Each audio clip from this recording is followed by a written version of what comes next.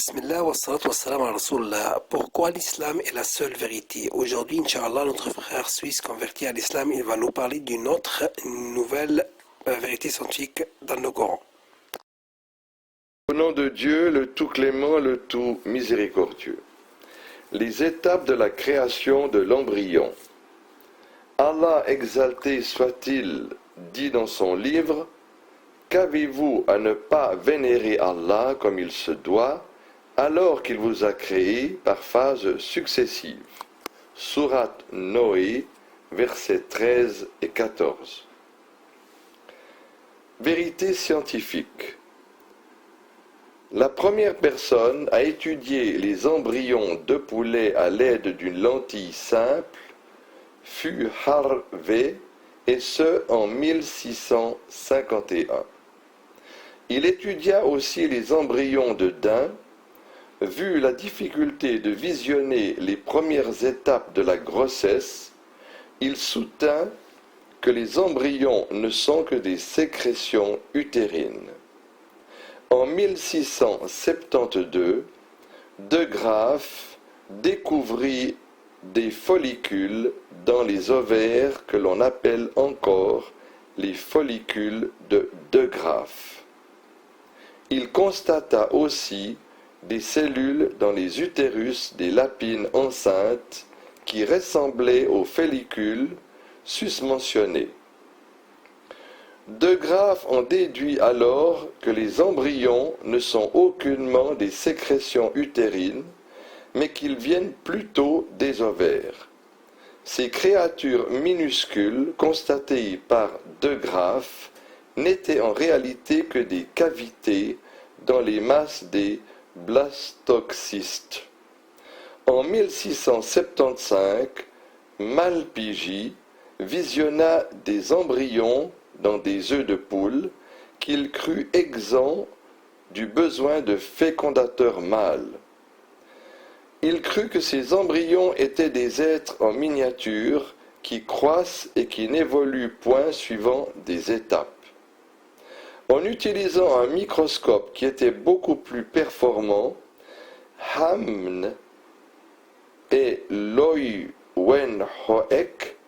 découvrirent en 1677 pour la première fois dans l'histoire le spermatozoïde humain. Mais ils ne comprirent le rôle réel du spermatozoïde dans la procréation.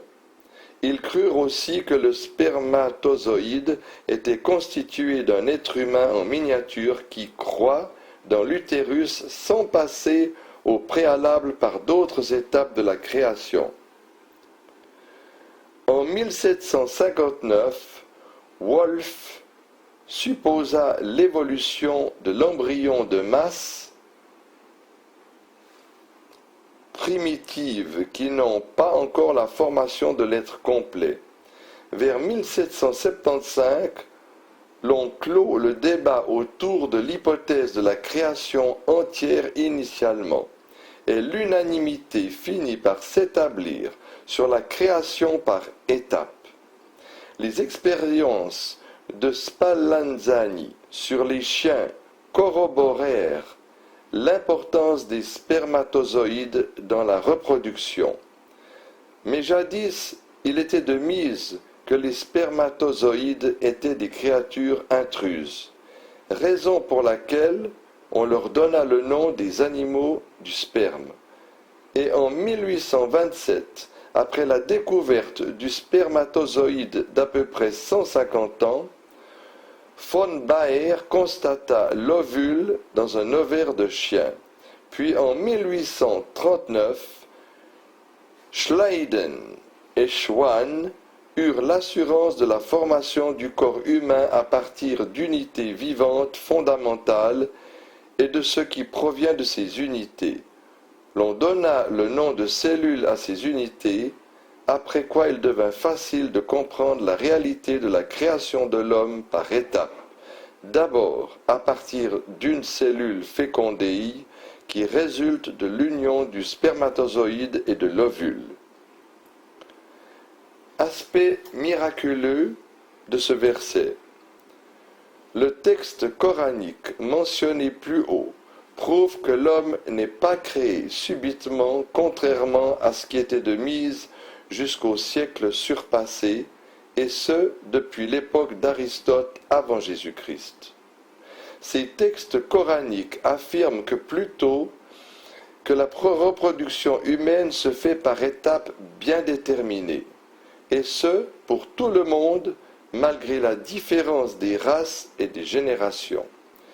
L'histoire de l'embryologie témoigne de la confusion qui existait concernant la reproduction humaine, mais le Coran déclare à cet effet, depuis le 7e siècle, que l'être humain ne vient pas subitement à l'existence, mais qu'il passe plutôt par des étapes telles que les étapes de la construction d'un immeuble qui obéit à un plan préétabli.